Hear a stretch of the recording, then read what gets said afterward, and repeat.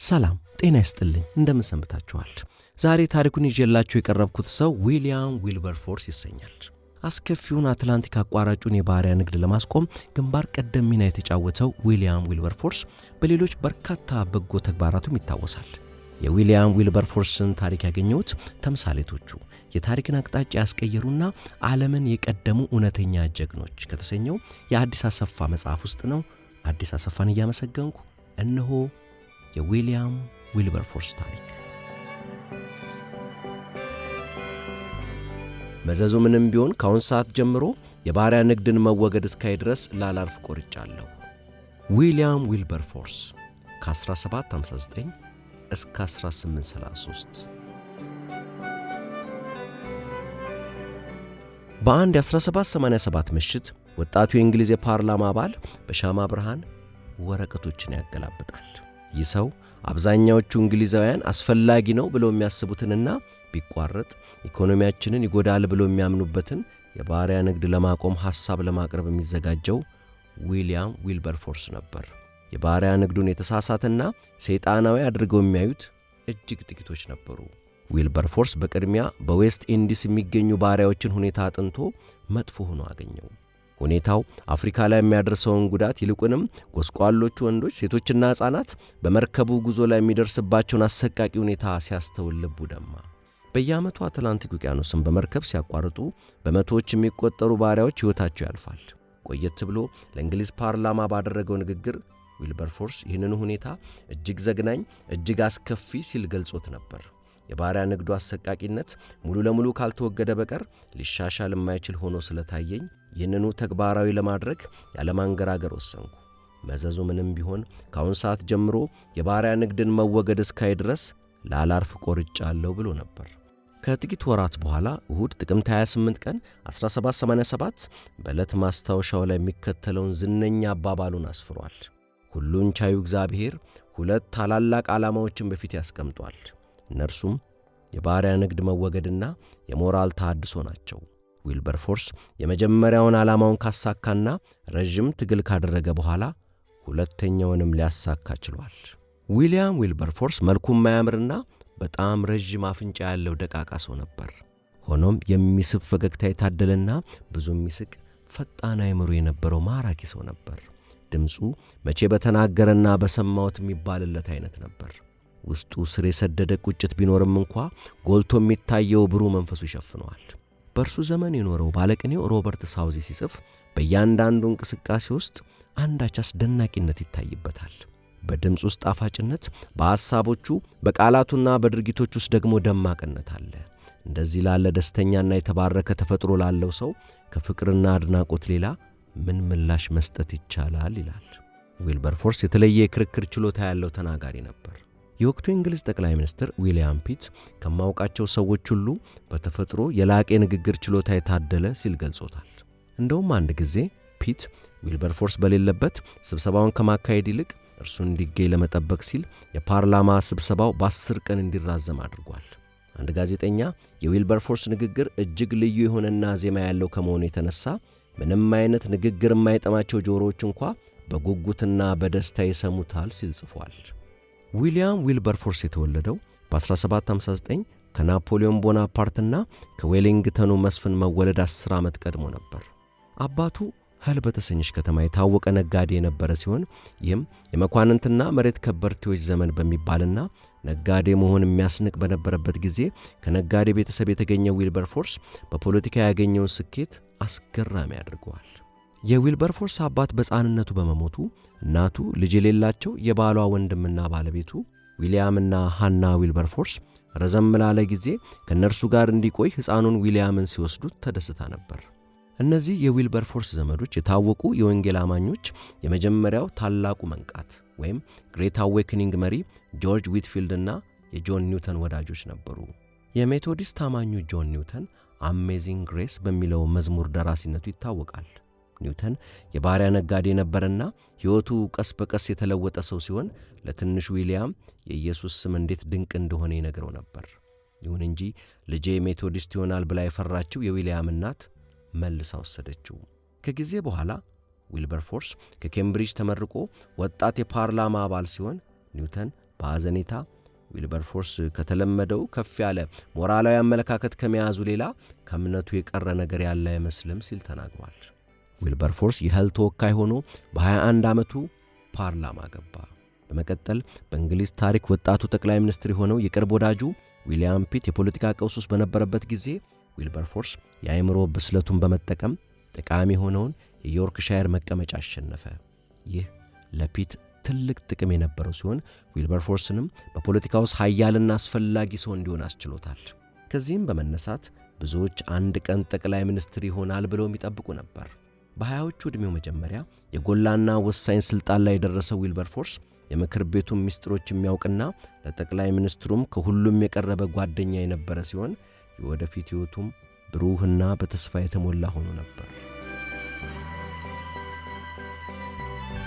ሆኖም በ1784 እና በ1785 ባሉት የክረምትና የጸደይ ወራት ዊልበርፎርስ በ25 ዓመቱ ጥልቅና መሠረታዊ ለውጥ በማምጣት ወይም በተሻለ ለማስቀመጥ ክርስቶስን በድጋሚ በማግኘትና ሕይወቱን ዳግም ለክርስቶስ በመስጠት ልምምድ ውስጥ አለፈ። ራሱ ዊልበርፎርስ ይህንን ሁኔታ ታላቁ ለውጥ ሲል ገልጾታል።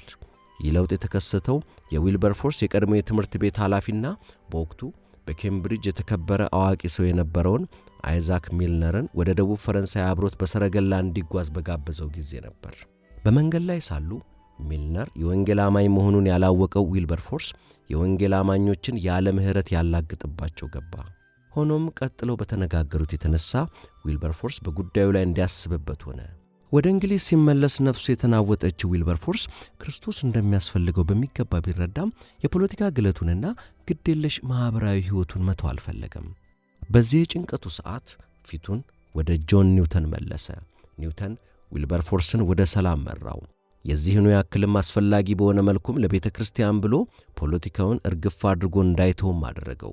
ተስፋችንም እምነታችንም ጌታ ለአገሪቱ መልካም እንድታደርግ እንዳስነሳህ ነው ሲልም አበረታታው። ታዲያ ዊልበርፎርስ አዲሱ ዓላማው ምን ሊሆን ነው? ዊልበርፎርስ ለመጀመሪያው ሕይወቱ እንዲህ ሲል ጽፏል። ፓርላማ ውስጥ በቆየውባቸው የመጀመሪያዎቹ ዓመታት ምንም ዓላማ ያለው ነገር አልሠራሁም። የምሳሳለት ዓላማዬ የራሴን ክብር መጠበቅ ነበር።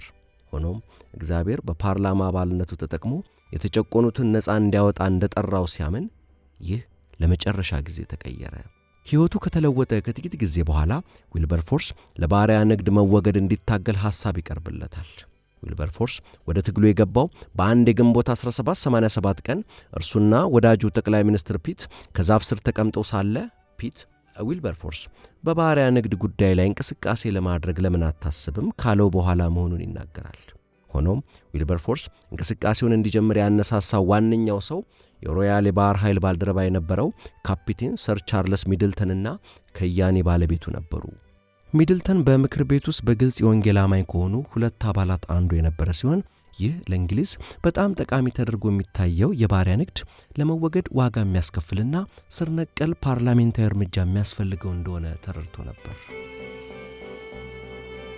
ከዊልበርፎርስ ሁለት ታላላቅ ዓላማዎቹ አንዱ ሆነው የባሪያ ንግድ መወገድ ምናልባትም የእንግሊዝ ሕዝብ አስከፊ ስህተትን በማስተካከል የፈጸመው ትልቁ ሞራላዊ ስኬት ነው።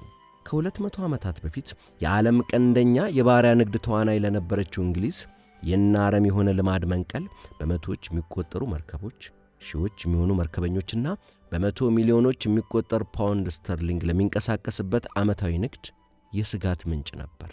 የባሪያ ንግዱን ለማስወገድ ዊልበርፎርስና ባልደረቦቹን 20 ዓመት ሲፈጅባቸው ባርነትን ራሱን ለማስወገድ ደግሞ ተጨማሪ 30 ዓመታት አስፈልገዋል። ትግሉ እንደተጀመረ ዊልበርፎርስ እንደሚሳካልን ምንም ጥርጥር የለኝም ቢልም ይህ በተስፋ የተሞላ ስሜቱ በጆን ዌስሊ ማስጠንቀቂያ ባንዴ በርዷል። ታላቁ ወንጌላዊ ዌስሊ ኮማ ውስጥ ገብቶ ከመሞቱ አንድ ቀን በፊት በጻፈውና ዊልበርፎርስ የዌስሊ የመጨረሻ ቃል በሚለው ደብዳቤ እንዲህ ይላል። መለኮታዊ ኃይል አትናቴስ ኮንትራሙንደም ዓለምን የሚቃወመው አትናቴስ እንድትሆን ካላስነሳ በቀር በዚህ የተከበረ ሙያ እንዴት ይህን የሃይማኖት የእንግሊዝና የጠቅላላ የሰው ዘር ማፈሪያ የሆነውን አሰቃቂ ክፋት ልትቃወመው እንደምትችል አይታየኝም። እግዚአብሔር ለዚህ የተለየ ዓላማ ካላስነሳህ በቀር በሰዎችና በዲያብሎስ ተቃውሞ መፈታትህ ነው። ግን ደግሞ እግዚአብሔር ካንተ ጋር ከሆነ ማን ይቃወምሃል? ትግሉ በርግጥም ረዥምና ዋጋ የሚያስከፍል ነበር። 2 ጊዜ ዊልበርፎርስ የአካል ድብደባ ደርሶበታል። ያለ ጥርጥር በመላ እንግሊዝ እጅግ የተጠላ ሰውም ሆኖ ነበር። ብዙዎች ባርነት ችግር እንዳለበት በግልጽ ይክዱ ነበር። እንደውም የተወሰኑ አድሚራሎች በቡድን ሆነው አንድ አፍሪካዊ በሕይወቱ እጅግ የሚደሰትባቸው ቀናት ከኋላ ቀር አገሩ በመርከብ የሚጋዝባቸው ናቸው እስከ ማለት ደርሰዋል። አብዛኛዎቹ የፓርላማ አባላትን ጨምሮ ብዙ ሕዝብ ለውጥን ይፈራ ነበር። ተንታኞች እንዲህ ያለው ስር ነቀል ለውጥ በቀኝ ግዛቶች ብቻ ሳይሆን በእንግሊዝ ዋና ምድርም ችግር ይፈጥራል ይሉ ነበር። በዚህ ላይ ደግሞ የፈረንሳዊ አብዮት አሰቃቂ ትውስታ ትኩስ መሆንና የዌስት ኤንድስ ባሪያዎች አመጽ ዜናም ብዙዎች ለውጥን እንዲፈሩ አድርጓቸው ነበር። ይባስ ብሎ ዊልበርፎርስ ከአንዳንድ የእንግሊዝ ታላላቅ ጀግኖችና ብርቱ ኃይላት ከንጉሣዊ ቤተሰብ አብዛኛዎቹ የካቢኔ አባላትና ጉዳዩ የሚመለከታቸው አካላት ተቃውሞ ገጠመው። አድሚራል ሎርድ ኔልሰን የሚታገልበት ክንድና የሚናገርበት አንደበት እስካለው ድረስ የተረገመውን የዊልበርፎርስና ግብስ ተባባሪዎቹን ዓላማ እንደሚቃወምና የባለ ርስቶቹ መብት እንደማይደፈር ጻፈ። የዊልበርፎርስ የመጀመሪያ ዕቅዱ የባሪያ ንግድ መወገድን በዓለም አቀፍ ስምምነት ማረጋገጥ ነበር። ለዚህም ምክንያቱ የእንግሊዝ የባሪያ ነጋዴዎች ሌሎች አገሮች ገበያውን በመቆጣጠር ከቀጠሉ በንግዱ መቆም የማይስማሙ መሆናቸው ግልጽ በመሆኑ ነበር። ሆኖም ይህ ተስፋው ብዙም ሳይቆይ ጠፋ። ይህን ትልቅ ሙግት የማዘጋጀቱ ጭንቀት ከባድ ነበር። የሥራው አስቸጋሪነት ዊልበርፎርስን ከፍ ላለ ድካምና የጤና መታወክ ዳርጎታል። ብዙዎች መሞቱ አይቀርም እስከ ማለት ደርሰው ነበር። ሐኪሞቹ የአደቃቃ ሰው ከጥቂት ጊዜ በላይ በሕይወት የሚቆይበት አቅም የለውም ሲሉም አውጀው ነበር። በዚህ ወቅት ጠቅላይ ሚኒስትር ዊልያም ፒት እንቅስቃሴውን ወደ ተግባር በመውሰድ የምክር ቤት ስብሰባ እንዲጠራ አደረገ። በስብሰባው የንግዱን ሁኔታ የሚያጠና ኮሚቴ ተቋቁሞ የጥናቱንም ውጤት ለምክር ቤቱ ቢያቀርብም ጉዳዩ ተድበስብሶ ታለፈ። ዊልበርፎርስ ከተሻለው በኋላ ግንቦት 10 ቀን 1788 የባሪያ ንግድን ክፉኛ የሚኮንነው የኮሚቴው ሪፖርት በድጋሚ እንዲታይ ለምክር ቤቱ ሐሳብ አቀረበ። ይህ ሁሉ ሲሆን የጠቅላይ ሚኒስትር ፒትና ሌሎች የፓርላማ አባል ወዳጆቹ ከልብ የሆነ ድጋፍ አልተለየውም ነበር። ጤናው ምንም እንኳ ሙሉ ለሙሉ ባይመለስም ዊልበርፎርስ ለ3 ሰዓት ተኩል ያክል ንግግር አደረገ። ማጠቃለያው ልብ የሚነካ ነበር። ክቡራን፣ የንግዱ ተፈጥሮና ባህሪያቱ አሁን ግልጽ ሆነው ቀርበውልናል። ከዚህ በኋላ እንደማያውቅ ሰው ቸልተኛ ልንሆን አንችልም። እንዳልሰማ ሆነን ልናልፈው አንችልም። ልንገፋው እንችል ይሆናል። ከመንገዳችን አውጥተን ልንወረውረውም እንችል ይሆናል። ነገር ግን እንዳላየ ሆነን ፊታችንን መመለስ አይቻለንም። ምክንያቱም አሁን በቀጥታ ዓይናችን ፊት ቀርቦልናል። የቤትም ውሳኔ መስጠትና ለእያንዳንዳችን ሕሊናና ለዓለም ሁሉ የውሳኔውን መሠረት ማስረዳት ይኖርበታል። ፓርላማ ለተፈጥሯዊ ፍትሕ ግድ የለሽ የሆነ ብቸኛው አካል አይሁን። በሐቀኛ የንግድ መርሆች ላይ የተመሠረተ የንግድ ልውውጥ በማድረግ የቻልነውን ያክል አፍሪካን እንካሳት። የመልካም ምግባራችንን ፍሬ ሳያቋርጥ በሚያድግ የንግድ ጥቅም እናገኘዋለን። ከዚህ ንግግር በኋላ እውነታውን በተጨባጭ ቢረዳም የጉዳዩ ጦስ ያሳሰበው ፓርላማ መናወጥ ጀመረ። ዊልበርፎርስ ቤቱ ለንግዱ ሙሉ ለሙሉ መወገድ ድምፅ እንዲሰጥ አሰቃቂነቱን በሚገባ ማሳየት ነበረበት። ዳሩ ግን እዚህ ጋር አንድ ስህተት ፈጸመ። ይህም አንድ ቁርጥ ያለ የውሳኔ ሐሳብ ከማቅረብ ይልቅ 12 የመፍትሄ ሐሳቦችን ማቅረቡ ነው። ይህን ጊዜ የፓርላማ አባላቱ ፊታቸውን አዞሩ። እናም ትግሉ መቀጠል ነበረበት። ዘመቻው በቀጣዮቹ ዓመታት ትኩረት እያገኘ ሲመጣ የዊልበርፎርስ ተቃዋሚም እየበዛ መጣ። ከባለ ርስቶች ነጋዴዎችና የመርከብ ባለ ንብረቶች አንስቶ እስከ ንጉሣዊ ቤተሰብና ኃይለኞቹ የብሪስተልና ሊቨርፑል ወደቦች ድረስ ዊልበርፎርስን አጥብቀው ይቃወሙት ነበር። የዊልበርፎርስ ደህንነትም አሳሳቢ ሆኖ ነበር። ከጓደኞቹ አንዱ የናይቱ ሲጽፍለት አንድ ቀን የምዕራብ ህንድ ባለርስቶች ቆራርጠው የአፍሪቃ ነጋዴዎች ጠብሰው የጊኒ ካፒቴኖች በሉት የሚል ዜና አነብ ይሆናል ብዬ ጠብቃለሁ። ግን አይዞህ፣ አትፍራ፣ ገድልህን እኔ ነኝ የምጽፈው ብሎታል። ተቃውሞን ለመቋቋም ዊልበርፎርስ የፓርላማ ክህሎቱ፣ ትዕግስቱ፣ ተጫዋችነቱ፣ እምነቱና ጸሎቱ በሙሉ አስፈልገውት ነበር። በአንቲጓ የሚገኝ አንድ የባሪያ አሳዳሪ ተወካይ የሚስተር ዊልበርፎርስና ወዳጆቹ ቁጣ ከልብ ቢሆንም በእናት አገር እንግሊዝም ሆነ በቀኝ ግዛት አገሮች ለውጥ ሊያመጡ አይችሉም ቢልም ሌሎቹ የዊልበርፎርስ ተቃዋሚዎች ግን ብዙም ተስፋ ይታይባቸውም ነበር። ለምሳሌ የጃማይካው የባሪያ አሳዳሪ ተወካይ ዊልበርፎርስን በጥንቃቄ ሊያስተውሉት የሚገባ ሰው ነው። ብርቱ መንፈስ የታደለና ሲገፉት እጅ ከመስጠት ይልቅ ኃይሉን እየጨመረ የሚሄድ ነው ብሎታል። በ1793 ከአብዮታዊት ፈረንሳይ ጋር ጦርነት ሲነሳ በአንድ ወቅት ለባሪያ ንግድ መወገድ የተነሳሳ የነበረው ጠቅላይ ሚኒስትር ፒት የአገር ጉዳይን ማስቀደም በሚል ቀዘቀዘ። ወዳጆቹ እነርሱ እንደሚጠሩት ዊልበርንም እንዲቀዘቅዝ ለማድረግ ሞከሩ። የሱ ምላሽ ግን በፖለቲካ ውስጥ አንዴ ገፋ አንዴ ደግሞ መለስ ማለት ያለ ቢሆንም የባሪያ ንግድን በተመለከተ ግን የህሊና ወቀሳ ያለበት እግዚአብሔርን የሚፈራ ሰው ወደፊት መግፋት እንጂ የማቆም ነጻነት የለውም የሚል ነበር። ሰውየው ዊልበርፎርስ ታላቁን ዓላማውን ለፖለቲካ መመቻቸት ወይም ለግል ስሜቱ ሲል መስዋዕት የሚያደርግ አልሆነም። ዊልበርፎርስና የባሪያ ንግድን የሚታገሉ ወዳጆቹ በጋራ የሚኖሩበት ማህበረሰብ እስከ መመስረት ደርሰው ነበር። የሚኖሩበት አካባቢም ክላፋም ይባል የነበረ ሲሆን ዓመታትን አልፎ የዘለቀው ውህደታቸውና ለዓላማቸው መስዋዕትነት የሚከፍሉ ቆራጦች መሆናቸው ከጊዜ በኋላ የክላፋም ቅዱሳን የሚለውን መጠሪያ አትርፎላቸዋል። እርስ በርሳቸው ከነበራቸው ወዳጅነት በተጨማሪ የክላፋም ቅዱሳን በተደጋጋሚ እየተገናኙ ትግላቸውን እንዴት ሊያካሂዱ እንደሚገባ ውይይት ያደርጉ ነበር። በመጨረሻ ለባሪያ ንግድ ትግሉ ድልን ያመጣው ጦርነቱ ነበር። የዊልበርፎርስ ወዳጅ ጠቅላይ ሚኒስትር ፒት በ1806 ሕይወቱ ቢያልፍም የባሕር ኃይሉ ጠበቃ የጄምስ ስቴፈን አስተዋይነት የተሞላበት ግኝት የባሪያ ንግድ መወገድ ለጦርነቱ የሚያደርገውን ጥረት እንደሚያግዝ የሚያሳይ ሆነ። ተቃዋሚዎች ወደ ዳር ወጡ፣ አናሳ የነበሩት አሸነፉ። አዲሱ ጠቅላይ ሚኒስትር ሎርድ ግሬንቪል ራሱ የባሪያ ንግድ መወገድን የሚያውጀውን ረቂቅ ሕግ ለመሳፍንቱ ምክር ቤት አቀረበ። የካቲት 23 ቀን 1807 ከዊልበርፎርስ የ20 ዓመታት ያላቋረጠ ትግል በኋላ በእንግሊዝ ከፍተኛው የሥልጣን አካል የሆነው የታችኛው ምክር ቤት በረቂቅ ሕጉ ላይ ክርክር አደረገ። በዚህን ጊዜ ግን ሕጉ አልፎ መጽደቁ እንደማይቀር ግልጽ ሆኖ ነበር። በዕለቱ ጠቅላይ አቃቢ ሕጉ ሳሙኤል ሮሚሊ ባደረገው ንግግር ናፖሊዮንና ዊልበርፎርስን በማነጻጸር ሁለቱም በዚያ ምሽት ረፍትን እንደሚያገኙ ተናገረ። ናፖሊዮን በድምቀትና በሥልጣን ቢሆንም ባፈሰሰው ደም የሚረበሽ እንቅልፍ ነበር ያለው። ዊልበርፎርስ ግን ፓርላማው ድምፅ ከሰጠ በኋላ በደስታ ወደሚጠብቀው ቤተሰቡ ሲመለስና በንጹሕ ረፍት ጋደም ሲል በሚሊዮኖች የሚቆጠሩ እንደሱ ያሉ ፍጡራንን በማገልገሉ የሚያገኘው እንቅልፍ። ለነገሩ ወይዘሮ ዊልበርፎርስ ሲበዛ ነዝናዛ ሴት የነበረች ሲሆን ወዳጆቻቸው ዊልበርን ከሚስቱ ጋር ካላየኸው መልአክ ማለት ምን እንደሆነ አይገባህም ሲሉ ያደንቁት ነበር። ጠቅላይ አቃቢ ሕጉ ንግግሩን ከማጠናቀቁ በፊት ቤቱ እንደ አንድ ሰው በመነሳት ወደ ዊልበርፎርስ ዞሮ በአድናቆት ማጨብጨብ ጀመረ። ከዛ አንድ ድምፅ ፓርላማ ውስጥ ተሰምቶ የማያውቅ የአድናቆት ጩኸት አሰማ። ከዚያማ ፓርላማው እንዳለ በአድናቆት ጩኸት ተናጠ። ዊልበርፎርስ ይህ ሁሉ ሲሆን ሁኔታውን እያየ አልነበረም።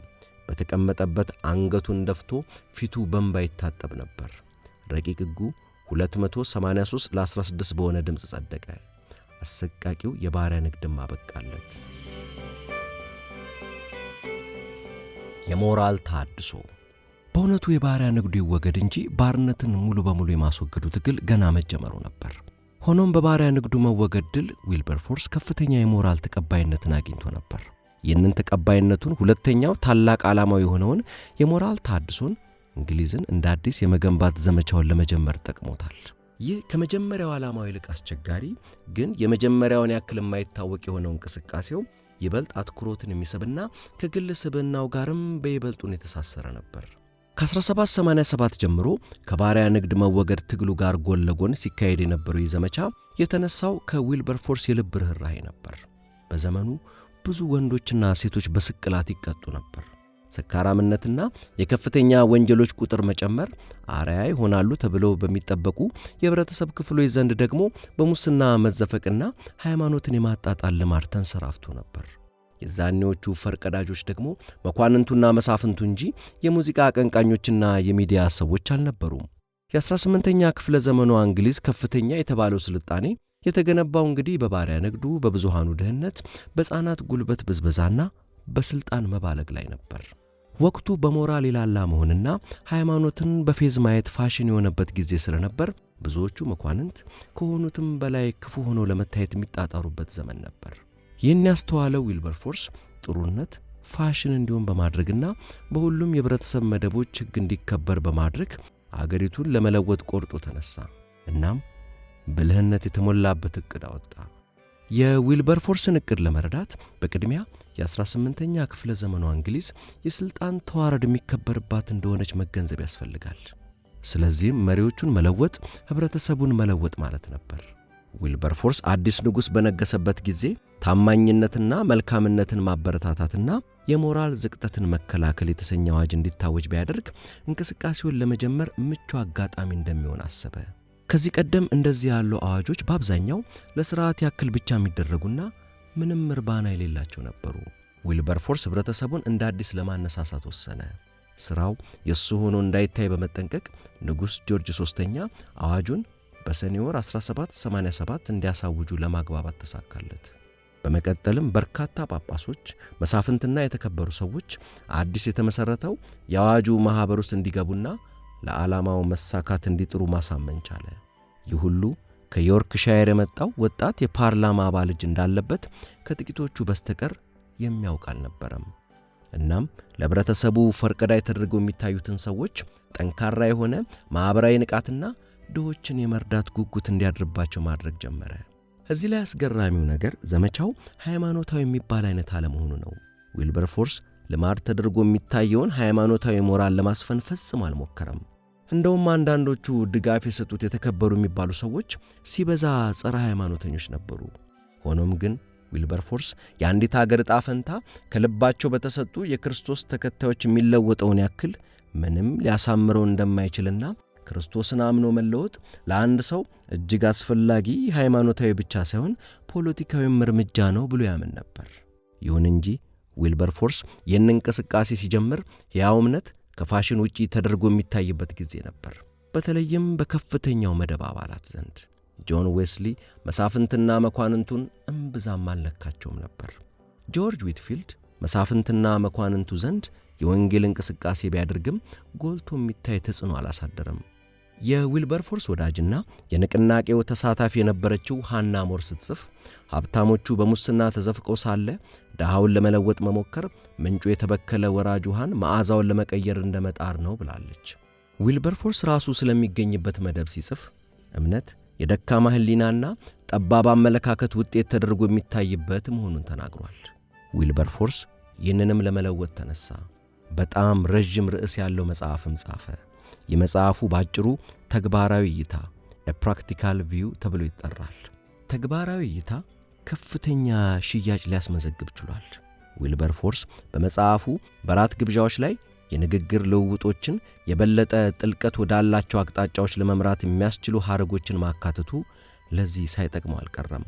ተወዳጅ ስብዕናው ደግሞ ከሁሉም በላይ አግዞታል።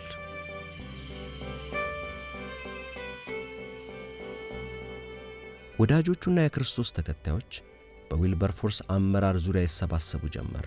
በስብስብ ውስጥ በጠንካራ የሞራል አቋሙ የተነሳ የሚመራው የጦር ክፍል በብስጭት ሞኙ ቢሊ እያለ የሚጠራው የጆርጅ ሦስተኛ ያጎት ልጅ የሆነው ልዑል ይገኝበት ነበር። የዚህ ሰው በስብስብ ውስጥ መኖር ዊልበርፎርስ ከንጉሣዊ ቤተሰብ ጋር ላለው ግንኙነት ጠቃሚ ነበር። ጆዛያ ዌጅውድ ደግሞ ሌላው ወዳጁና በባሪያ ንግድ ትግሉ ጊዜ ታዋቂ የነበረውን ሰውስ ወንድምስ አይደለሁምን የሚለውን ሸክላ የቀረጸ በዓለም ዝነኛ የሆነ የሸክላ ሠራተኛ ነበር። ዊልበርፎርስ ማኅበራዊ ተሐድሶ መንፈሳዊ መሠረት ሊኖረው እንደሚገባና የተሐድሶ አቀንቃኞች እግዚአብሔርን ከፕሮግራማቸው ካስወጡ ሥራቸው እንደሚበላሽና ድሃውንም መበደላቸው እንደማይቀር አስተምሯል። ዊልበርፎርስ የታላቋን ብሪታንያ የሞራል አስተያየት ለመለወጡ ጥርጥር የለውም። ይህንንም ያሳካው ብሪታንያ የዓለም ኃያል አገር ሳለችና ግዛቷንም እያስፋፋች በነበረችበት ወቅት ነበር። ዊሊያም ዊልበርፎርስ ብቻውን ሊያከናውነው ባይችልም አንድ ሰው ዘመኑን ሊለውጥ እንደሚችል ማስረጃ ሆኗል። ዊልበርፎርስ ለሰው ልጆች ባለው ፍቅር የሠራቸው የበጎ አድራጎት ሥራዎች ብዙ ናቸው። እርሱ ራሱም ብዙ ዋጋ ከፍሎባቸዋል። የበጎ አድራጊዎች ካቢኔ ጠቅላይ ሚኒስትር ተብሎ የሚጠራ ነበር። ግን ደግሞ በእምነትና በበጎ አድራጎት መካከል አላስፈላጊ ክፍፍል አልፈጠረም። ለሱ መልካም ሥራ ወህኒዎችንና የጦር እስረኞችን፣ ሐኪም ቤቶችንና ድሃውን እንዲሁም በህንድ በአፍሪካና በመላው ዓለም ተሐድሶ ማምጣትን ሁሉ ያካትታል። በዊልበርፎርስ ዘመን ያሳምመው የነበረውና ከእውነት የራቀው የሚቀርብበት ወቀሳ ለጥቁር ባሪያዎች ይጨነቃል እንጂ ለነጭ ተከፋይ ባሪያዎች ግድ የለውም የሚል ነበር። ይሁን እንጂ ይህ ወቀሳ በዘመኑ የነበሩ ደጋፊዎቹ ላይ ምንም ተጽዕኖ አልነበረውም።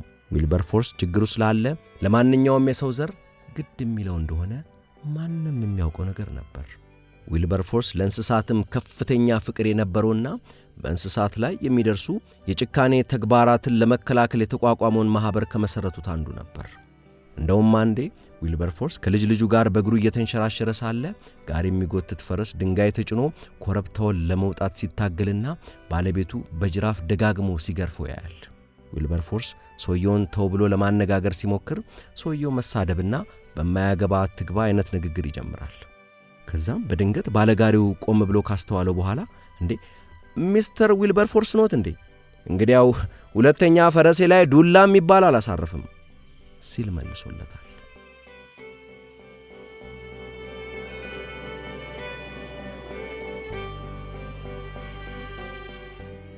ዊልበርፎርስ የሚሳተፍባቸው የበጎ አድራጎት እንቅስቃሴዎች ከመብዛታቸው የተነሳ በአንድ ወቅት 69 ደርሰው ነበር።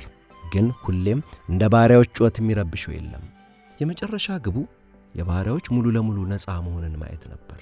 በባሪያ ንግዱ መወገድ የተነሳ ባለርስቶች የያዟቸውን ባሪያዎች ነፃ ገበሬዎች እንዲሆኑ ይለቋቸዋል የሚለው ተስፋ መቀዝቀዝ ዊልበርፎርስ ዕድሜው ከገፋ በኋላም በድጋሚ ወደ ትግል መግባት አለብኝ እንዲል አድርጎታል። በ1820ዎቹ ዊልበርፎርስ ዕድሜው 60ዎች ውስጥ የነበረ ሲሆን የባሪያ ንግዱ መወገድ ጊዜ ከጎኑ የነበሩ የቅርብ ወዳጆቹ አብዛኞቹ በሕይወት አልነበሩም። ከዚህም በላይ በአከርካሪ ሕመም የተነሳ ጤናው በተደጋጋሚ ይታወክ ነበር። ስለዚህም ከ1821 ጀምሮ ቶማስ ፎየል በክስተን የመጨረሻውን ዘመቻ እንዲመራ አደረገ። ዊልበርፎርስ የባርነትን ሙሉ ለሙሉ መወገድ ተግባር ለማጠናቀቅ የዕድሜው መክፋት እንደሚገድበው ተሰምቶት ነበር። ሐምሌ 26 ቀን 1833 የታችኛው ምክር ቤት የእንግሊዝ ከፍተኛው የሥልጣን አካል የባሪያዎችን ነፃ መሆን የሚያውጀውን ሕግ አጸደቀ። በአዋጁ መሠረት በመላው የእንግሊዝ ግዛት ውስጥ ያሉ ባሪያዎች በአንድ ዓመት ገደብ ውስጥ ነፃ እንዲለቀቁና ይዘዋቸው ለነበሩት አለቆቻቸው ደግሞ የ20 ሚሊዮን ፓውንድ ካሳ እንዲከፈላቸው ተወሰነ። ዊልበርፎርስ ይህንን ብስራት ሰምቶ ሐሴት ሲያደርግ ታሞ አልጋ ላይ ውሎ ነበር። ከ3 ቀን በኋላ ሕይወቱ አለፈ። በክስተን ሁኔታውን እንዲህ ሲል ይገልጸዋል። በታችኛው ምክር ቤት ተሳክቶልን የነጻነቱ ሕግ አፈጻጸም ላይ በሥራ ተጠምደን በነበርንበት ሰዓት የወዳጃችን መንፈስ ይህችን ዓለም ለቆ ሄደ። የሥራው የመጨረሻ ቀን የሕይወቱ የመጨረሻ ቀን ነበር። በሕይወቱ መጨረሻ አካባቢ የዊልበርፎርስ ስም ከሁሉም በላይ በአገሪቱ የተከበረ ነበር። አንድ ኢጣሊያዊ ዲፕሎማት በፓርላማ መክፈቻ ሥነ ሥርዓት ላይ እንደታዘበው ሁሉም ይህንን የደቀቀ ሰውነት ያለው አዛውንት በዕድሜ የዛለና ራሱ ትከሻዎቹ መሃል የተቀበረ ሰው እንደ ሰብአዊነት ቁንጮ በመቁጠር በአድናቆት ይመለከተዋል ሲል ጽፏል። የታሪክ ጸሐፊው ጂኤም ትሬቬሊያን የባሪያ ንግድ መወገድን በዓለም ታሪክ ውስጥ የአቅጣጫ ለውጥን ካመጡ ቁልፍ ክስተቶች አንዱ ሲል ይገልጸዋል። የዊልያም ዊልበርፎርስ አስክሬን በዌስትሚኒስተር አቤ ለንደን አርፎ ይገኛል። በቀብር ሥነ ሥርዓቱ ላይ 2 ሮያል መስፍኖች፣ ሎርድ ቻንስለሩ፣ የታችኛው ምክር ቤት አፈ ጉባኤና 4 ባልደረቦቹ የሬሳ ሳጥኑን ተሸካሚዎች ነበሩ። ከኋላቸው አብዛኛዎቹ የፓርላማ አባላትና የዊልበርፎርስ የሥራ ባልደረቦች ተከትለው ነበር። የቀብር ሥነ ሥርዓቱ ላይ ተገኝቶ የነበረ የፓርላማ አባል የዕለት ማስታወሻው ላይ የሚከተለውን አስፍሯል። የተገኘው ሰው እጅግ በጣም ብዙ ነበር። ቀብሩ በራሱ ከአቢው መዘምራን ቡድን ፕሮግራም በስተቀር የተለየ ነገር አልተከናወነበትም። የሰውየውን ማንነት የሚመሰክር ግሩም ሥርዓት።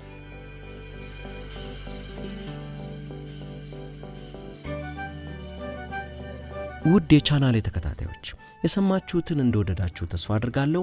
ይህን የሰማችሁትን ወይም ወደ ቻናሌ ጎራ ብላችሁ የወደዳችኋቸውን ለወዳጆቻችሁ ማጋራቱን አትርሱ። ሰላም።